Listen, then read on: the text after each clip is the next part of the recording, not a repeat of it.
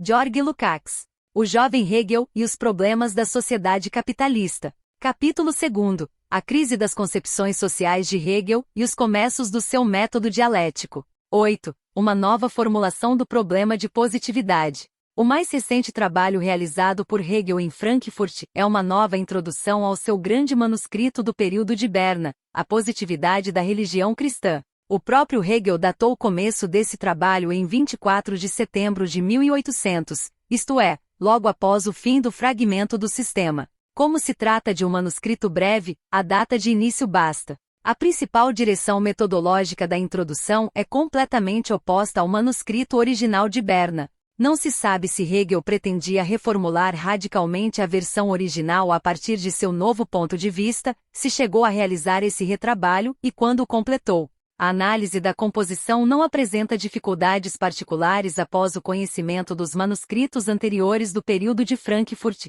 pois, em essência, aqui encontramos uma generalização de tendências já presentes. Destacaremos principalmente os momentos em que certas tendências adquirem forma mais madura, aproximando-se de posições que seriam defendidas mais tarde, e em que se revelam com maior clareza a mudança de sua posição anterior e a crítica às atitudes características do período de Berna. Em termos metodológicos, a definição do conceito de ideal é de particular interesse, uma vez que aqui temos a primeira longe de clara antecipação do que Hegel designará posteriormente por conceito concreto. A palavra ideal aparece repetidamente nos manuscritos de Berna e Frankfurt, mas sempre no sentido usual ou no sentido kantiano. O termo é naturalmente de uso algo contingente, e Hegel logo o abandonou. A essência da questão, porém, é mais importante. Depois que a contradição dialética ganha um novo entendimento no fragmento do sistema, não surpreende que surja um conceito que conduza ao conceito concreto.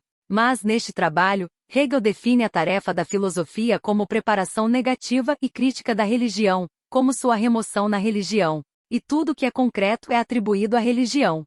E se agora ele procura e encontra integridade concreta mesmo em categorias filosóficas, isso apenas confirma que método e sistema de Hegel, durante o período de Frankfurt, estavam em conflito, e que seu avanço rumo à dialética se deu na forma de um método que contrariava suas intenções de criar um sistema.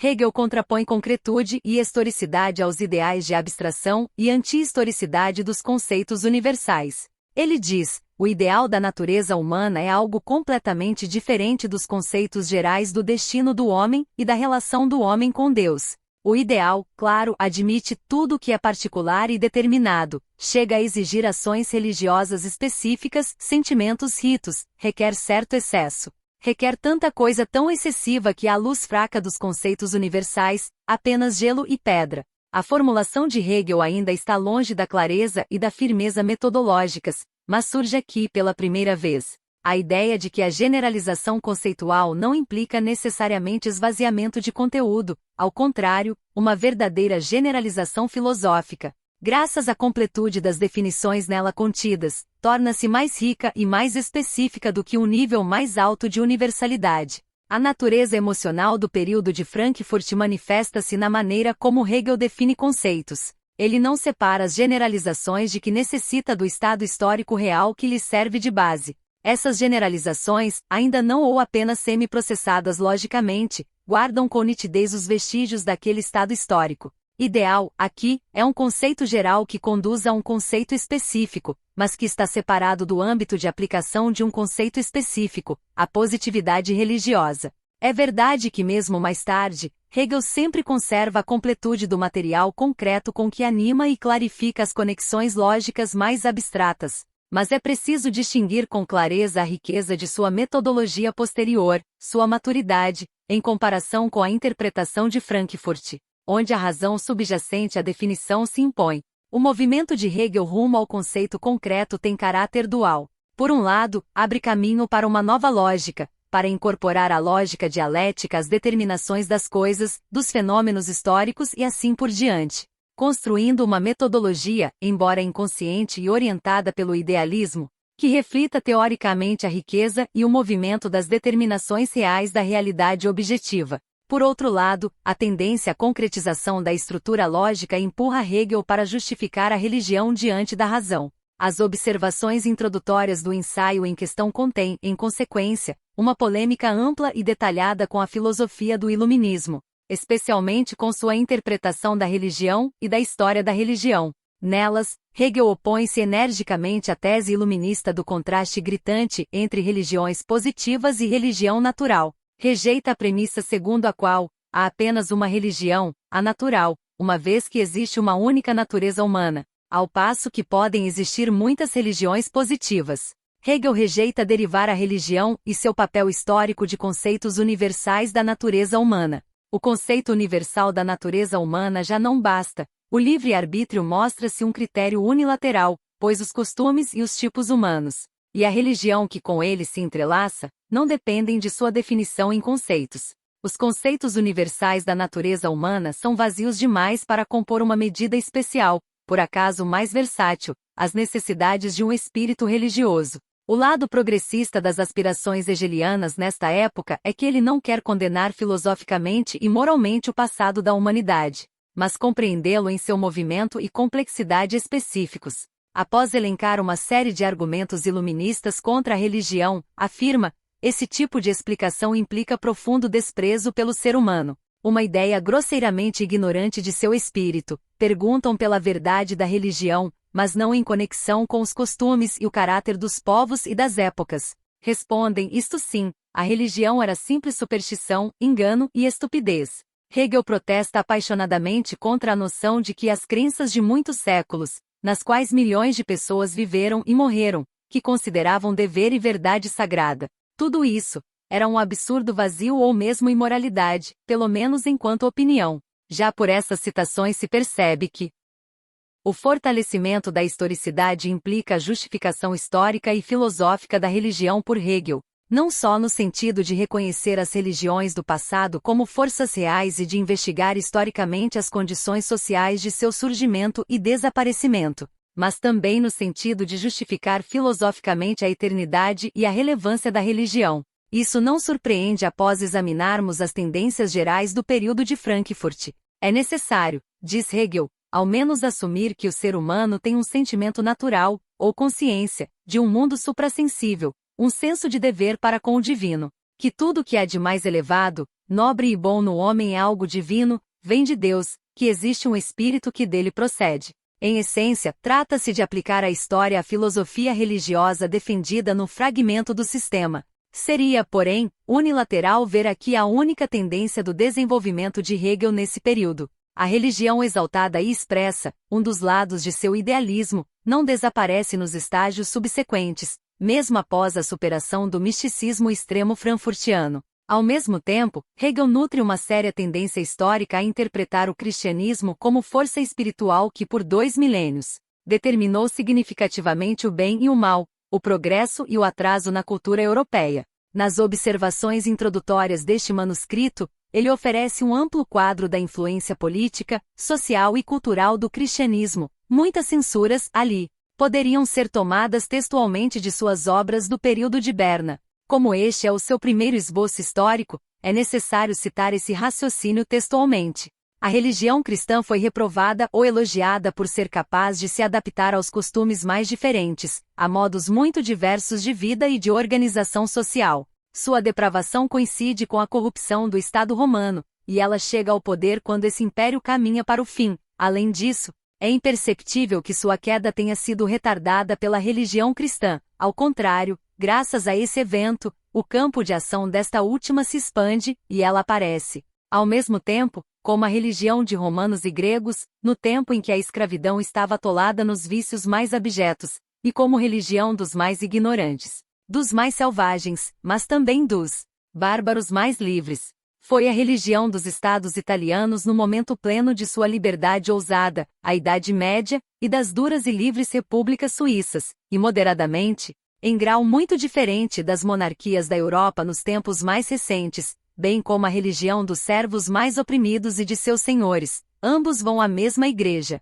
Liderados pela cruz, os espanhóis, na América, destruíram gerações inteiras de povos. Os britânicos, devastando a Índia, entoaram hinos cristãos de ação de graças. As melhores flores das belas artes nasceram e cresceram em seu seio. O alto edifício das ciências elevou-se até o céu. e as artes plásticas foram banidas em sua honra. E o desenvolvimento da ciência foi equiparado ao ateísmo. E em qualquer clima, a árvore da cruz floresceu, por toda parte onde se enraizou, por toda parte produziu frutos. Os povos da alegria de viver foram ligados a ela, e a tristeza mais desesperada encontrou nela alimento e desculpa. Liderados pela cruz, os espanhóis na América destruíram gerações inteiras de pessoas, os britânicos, devastando a Índia, conduziram hinos cristãos de ação de graças. As melhores flores das belas artes nasceram e cresceram em seu seio, a alta construção da ciência subiu ao céu, e as artes plásticas foram exiladas em sua honra. E o desenvolvimento da ciência foi equiparado ao ateísmo.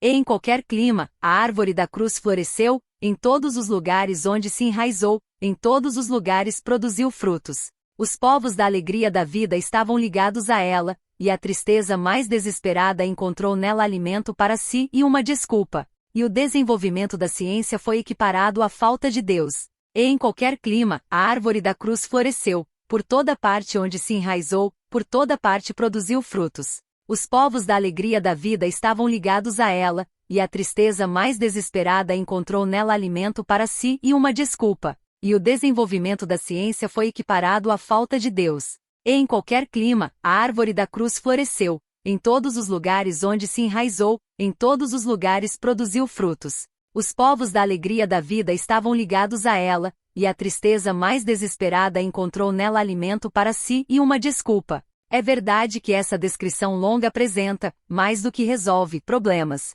Nesse período, Hegel estava longe de encontrar resposta para a questão tão complexa de desenvolvimento histórico. Mas a amplitude da formulação mostra como sua concretude histórica se ampliou em comparação com Berna. Ao mesmo tempo, vê-se que a negação hegeliana da metodologia histórica iluminista, que parte do conceito geral de homem, está ligada a uma compreensão mais ampla da complexidade e do entrecruzamento do desenvolvimento histórico. O desejo de formular conceitos concretos decorre precisamente de tais visões históricas. Ao final da passagem citada, Hegel complementa sua definição de ideal, mas a vida selvagem para todos sempre é algo diferente do conceito de natureza. Por isso, tudo que era simples modificação, mera coincidência, algo supérfluo, torna-se necessário, vivo e talvez até o único natural e belo. É claro que tais premissas conduzem inevitavelmente a uma historização crescente do conceito de positividade. Hegel já não pergunta, o que é positividade? Agora pergunta, como a religião se torna positiva?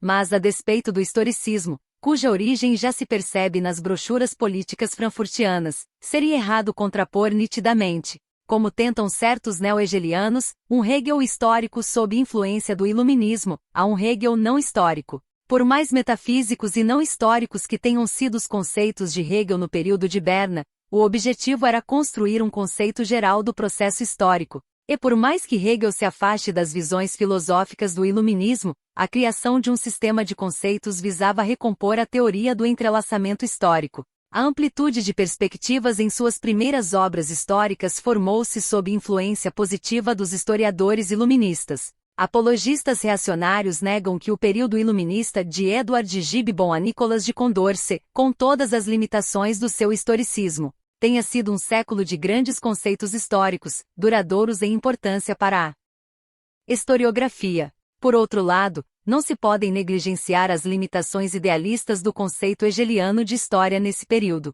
A simpatia alimentada por certa historiografia reacionária escolhe tendenciosamente, exagera e mal interpreta aspectos da concepção de Hegel, apoiando-se numa determinada construção da gênese da consciência histórica, segundo a qual a verdadeira abordagem histórica teria nascido na literatura de reação contra a Revolução Francesa, Edmund Burke, e chegaria, contornando Hegel, a Leopold von Ranke e a historiografia apologética. Se quisermos entender corretamente as forças e as fraquezas do conceito hegeliano de história e informação, é necessário perceber a futilidade dessa construção. O historicismo surge da luta ideológica em torno da Revolução Francesa, cuja tendência principal, como na filosofia iluminista, é a justificativa da necessidade do progresso humano, o historicismo que procura provar essa necessidade por meio do conhecimento aprofundado dos fatos, das tendências e das leis do desenvolvimento histórico. Eis a linha verdadeira de evolução da consciência histórica,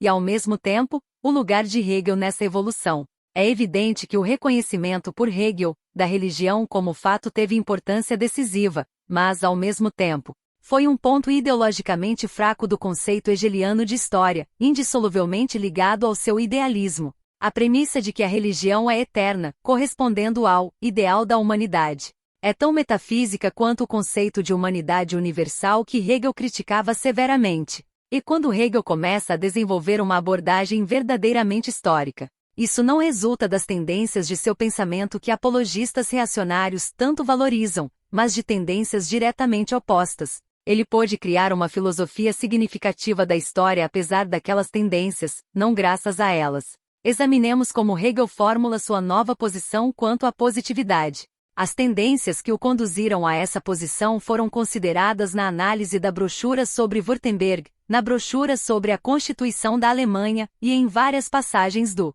Espírito do Cristianismo. Agora, ele confere ao fato da positividade uma formulação mais dura e decisiva. Afinal, tudo pode ser natural, e ter medo do desconhecido, e negar a própria vontade pela vontade alheia, e obedecer humildemente a regras, nos atos e no recolhimento, nas palavras e no silêncio, ser esquecido, sem qualquer sentido e compreensão, mergulhando na surda escuridão do sentimento, por curto período ou por toda a vida. Uma religião imbuída de tal espírito converter-se-ia em religião positiva, já que seria proporcional à sua natureza por ora. É verdade que a natureza que necessitaria de tal religião é uma natureza miserável, mas ela cumpriria seu objetivo último, daria algo mais elevado a tal natureza, em que essa natureza encontraria satisfação, e com o que somente poderia se dar bem.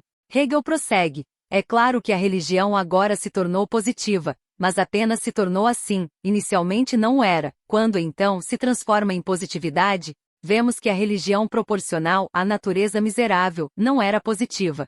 Somente quando se desperta um espírito diferente, quando a natureza humana ganha autoestima e por isso, exige liberdade para si. Somente então sua antiga religião lhe parece positiva. Assim, se uma religião se revela positiva, é sinal de um golpe vindouro. Hegel historiza o conceito de positividade, mas sua posição se afasta completamente da dos românticos, que, por exemplo, a escola histórica do direito, viam no simples fato de existência de certa instituição, em sua positividade, um argumento para sua defesa e sacralização. Hegel, ao contrário, considera a positividade como sinal de que o desenvolvimento histórico ultrapassou determinada religião, que merece ser destruída pela história, e que a história deve destruí-la. Esse contraste com os românticos esclarece outro aspecto novo na posição metodológica de Hegel. Ele se recusa a discutir se certos dogmas ou instituições do cristianismo são positivos ou negativos. Exige que a positividade seja sempre investigada como um todo. O conteúdo de tal visão, relacionar-se-á sempre com o todo. Hegel deixa apenas alguns poucos comentários muito gerais sobre a questão, mas é necessário considerá-los. Em primeiro lugar, porque aqui pela primeira vez, manifesta-se com clareza a abordagem holística que depois se expressará na metodologia filosófica e histórica da fenomenologia, o verdadeiro é o todo. Em segundo lugar, porque certa filosofia reacionária que se diz hegeliana reivindica para si o mérito de desenvolver uma abordagem holística do todo, transformando-o em conceito metafísico, excluindo a consideração histórica real, o devir, a sequência concreta da história, e ao mesmo tempo, contrapondo de modo rígido e completo a integridade à causalidade. Lembre-se Otamar San. Como não faltam tentativas de aproximar as visões de Hegel dessas tendências reacionárias, convertendo-o em ancestral dessas direções. Convém citar alguns trechos de estudos históricos posteriores, onde, com exemplos concretos, ele explica a essência da positividade e aplica essa abordagem à análise do todo. No ensaio, Métodos Científicos do Estudo do Direito Natural, Iena, 1803. Hegel discute a essência do feudalismo e seus remanescentes na Alemanha e investiga em que medida podem ser considerados forma de positividade. Afirma, assim por exemplo, certa organização pode parecer algo completamente positivo. Se é positiva em seu aspecto interno, no tocante à vida, depende de as pessoas realmente se organizarem nela como indivíduos. Se preencheram completamente a forma desse sistema, se a penetraram com sua vitalidade. Se o gênio de uma nação está em geral, no nível mais baixo e mais fraco, e a fraqueza da moralidade é mais palpável na barbárie e na cultura meramente formal. Se essa nação permitiu que outra derrotasse, se perdeu sua independência, preferindo a infelicidade e a vergonha de perdê-la à luta e à morte. Então a verdade absoluta está encerrada nesse arranjo e nessa servidão, e essa atitude é a única forma possível de moralidade e, por isso, a forma necessária, justa e moral. Assim, a consciência amarga da insignificância das relações sociais e nacionais da Alemanha leva Hegel a considerar os remanescentes feudais de seu tempo como estado correspondente à natureza miserável, e portanto não positivo. Se na Alemanha houvesse um movimento real contra esse estado mesquinho, então, no entendimento hegeliano, as mesmas relações teriam de ser avaliadas como positivas. A tendência à concretude histórica implica ainda outra definição importante na doutrina da positividade de Hegel nesse período. Deve-se lembrar que no período de Berna, certos pontos de vista, religiões, instituições eram marcados como positivos desde o início, enquanto outros estavam, de modo absoluto e metafísico, livres desse estigma. Agora Hegel rompe radicalmente com essa metodologia. Todo ensinamento e todo mandamento podem tornar-se positivos. E não há ensinamento que em certas circunstâncias não fosse verdadeiro, não há mandamento que não fosse um dever cumprir em determinadas condições, pois até aquilo que pode ser tido como a verdade da água mais pura, em vista de sua universalidade, requer, em circunstâncias especiais, aplicação particular, limitação, isto é, não é, em todas as condições, uma verdade incondicional. Aqui, Hegel se aproxima do conceito de dialética histórica do verdadeiro e do falso, tal como será exposto na Fenomenologia do Espírito, e em seu sistema posterior. É verdade que isso, como cada passo rumo à dialética hegeliana, pode ser visto de dois lados. O lado idealista e regressivo dessa abordagem está no reconhecimento incondicional da religião cristã, na suavização da polêmica histórica contra ela. A observação com que Hegel precede a passagem citada pode soar, à primeira vista, inocente. A questão da positividade da religião não diz respeito ao conteúdo do credo nem aos mandamentos da religião, mas à forma pela qual a religião afirma a verdade de seus ensinamentos e exige o cumprimento de seus mandamentos. A afirmação contém um núcleo histórico verdadeiro, já que Hegel se concentra na diferença entre um ensinamento introduzido livre e voluntariamente na consciência e na educação e um ensinamento imposto para preservar o poder, pela violência e assim por diante. Mas, se relacionarmos essa afirmação à disposição anteriormente citada, a de que a atitude religiosa para com Deus é algo eterno, que o bem e a nobreza no ser humano vêm de Deus, não é difícil ver nela o intento idealista reacionário de excluir a essência da religião do processo histórico de formação e desaparecimento, submetendo à crítica apenas modos históricos de manifestação religiosa, por sua natureza positivos. Essa dualidade, a mudança na atitude de Hegel para com o cristianismo, expressa-se de várias formas. As citações acima poderiam sugerir que este trabalho transbordaria de exaltação ao cristianismo, mas imediatamente após elas, seguem ataques vigorosos ao dogma fundamental sobre Cristo como Salvador, em seu papel de mediador entre a humanidade e Deus. Hegel escreve, mas tal visão é grosseiramente positiva quando a natureza humana é absolutamente dissociada do princípio divino, quando nenhuma mediação é admitida, exceto no indivíduo, quando toda a consciência humana do bem e do divino é rebaixada para a noite do obscurecimento, para a destrutividade da fé em algum princípio completamente estranho e onipotente. Não há saída para a dualidade também porque essas visões frequentemente roçam as de certas seitas cristãs. E Hegel, como se mostrou, criticou o cristianismo precisamente por seu caráter sectário, tratando muitas seitas com mais negatividade do que a própria Igreja. Trata-se da dualidade irresistível do idealismo hegeliano. A compreensão do desenvolvimento histórico e da sociedade burguesa arrasta Hegel, muitas vezes, para além dos limites da cosmovisão cristã. Uma penetração profunda na dialética das interconexões o impele a uma visão de mundo em que o Deus cristão se torna completamente redundante. É digno de nota que após a citação acima, ele observe que a solução da questão da positividade do cristianismo, a mediação da relação entre homem e Deus, só pode ser encontrada com a correta compreensão da relação entre finito e infinito. Numa breve introdução ao antigo manuscrito, Hegel não poderia discutir esse problema com mais detalhe. Sua solução, no fragmento do sistema, conhecemos apenas em termos muito gerais, mas já em Iena ele busca a formulação dialética correta. E foi sua descoberta da dialética do infinito e do finito que tornou possível considerar o infinito sem transcendência, sem outro mundo. Essa interpretação dialética, assim como aspirações semelhantes de Johann Wolfgang von Goethe, é muito adequada para privar a fé religiosa de qualquer base filosófica. Ao mesmo tempo, contudo, é impossível não ver que a base idealista dessas relações dialéticas, sempre de novo, introduz na filosofia crenças religiosas que pareciam superadas. A dualidade e a ambiguidade da filosofia hegeliana são consequência necessária de seu idealismo, e o idealismo decorre do desenvolvimento específico da sociedade burguesa na Alemanha. Mesmo Goethe, que está muito mais próximo do materialismo. É verdade que em Hegel, essas ideias mudam muito.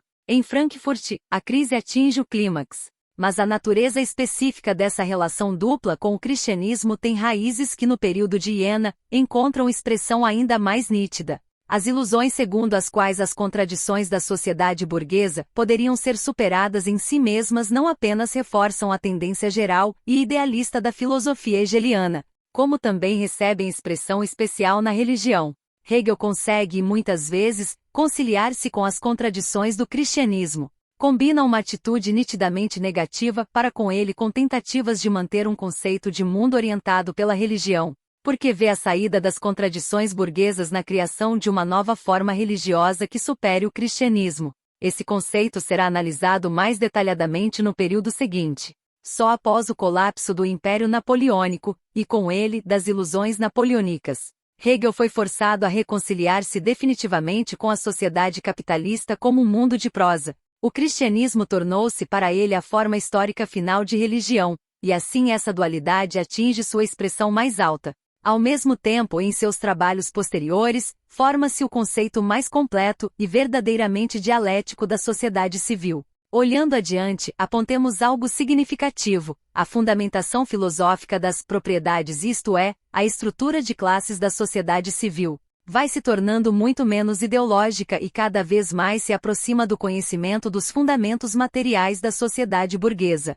Assim, é possível afirmar uma posição que soa paradoxal, mas exprime a viva contradição de Hegel: quanto mais se afasta dos ideais revolucionários da juventude, e quanto mais decisivamente se reconcilia com o domínio da sociedade burguesa, menos pensa em transcendê-la, e tanto mais conscientemente se manifesta como dialético. A interpretação dialética do progresso humano, que ele inicialmente apresenta de modo não abrangente, encontra forma significativa na fenomenologia do espírito, o que só foi possível nessas condições históricas específicas, com base em tais contradições. Ao analisar o período de Frankfurt, mostramos as sementes da controvérsia em seu pensamento. No período de Iena, elas se tornam mais nítidas e amplas. Adiante, discutiremos isso mais detidamente. Sem dúvida, a base desse entendimento surge durante o período de crise da vida e do pensamento de Hegel, em Frankfurt. Do ponto de vista literário, o legado frankfurtiano de Hegel é tão feito de fragmentos e esboços quanto o legado bernense. No entanto, se a reconstrução dos esboços de Berna permite compor um painel amplo e uniforme, o resultado do período de Frankfurt é um caos de tendências fortemente conflitantes. Contudo, e esta era a tarefa deste capítulo, foi precisamente do caos de contradições não resolvidas que se originou a dialética hegeliana. A gênese desse método de desenvolvimento teórico da realidade é resultado do período de Frankfurt. Mais tarde, Hegel não atribuiu grande importância às composições dos períodos de Frankfurt ou Berna. Em qualquer caso, Iena inicia uma fase excepcionalmente frutífera de sua atividade, que, com exceção de uma tentativa de concluir o ensaio sobre a Constituição alemã, não se liga diretamente à produção literária frankfurtiana. Hegel, aos 30 anos, viaja para Iena como completo desconhecido do público leitor, sem um único manuscrito que pudesse seriamente pensar em publicar. Apesar disso, segue para Iena com orgulhosa e justa consciência de sua igualdade com o mais proeminente filósofo do tempo, o amigo da juventude, Friedrich Wilhelm Joseph Schelling. Em 1800, o pai de Hegel morre, deixando-lhe modesta herança que, no entanto, lhe permite abandonar o posto de preceptor e dedicar-se por alguns anos ao trabalho científico sem preocupar-se com o sustento. Ele decide fazer de Iena o cenário de sua atividade e comunica a decisão a Schelling, após o que parece ter sido uma interrupção na correspondência. Trechos dessa carta mostram com quanta firmeza e confiança Hegel, até então desconhecido, se dirige ao amigo famoso. Em 2 de novembro de 1800, escreveu a Schelling: observo seus grandes êxitos públicos com admiração e alegria. Você me poupa de falar sobre isso em tom humilde, ou de desenhar diante de você. Escolherei um meio melhor e direi que espero encontrar amigos novamente. Na minha formação científica, que começou pelas necessidades secundárias do homem, cheguei à ciência. E o ideal dos meus anos juvenis não pôde deixar de transformar-se em forma de reflexão, em algum sistema. Agora, quando ainda me ocupo com esse problema, pergunto a mim mesmo: o que posso reencontrar para penetrar na essência do homem? Entre todas as pessoas que vejo ao meu redor, apenas em você encontro alguém que eu poderia considerar amigo também no sentido de sua autoexpressão e influência no mundo, pois vejo que você compreendeu o ser humano em sua forma pura, isto é, na plenitude de sua alma e para além de toda confusão.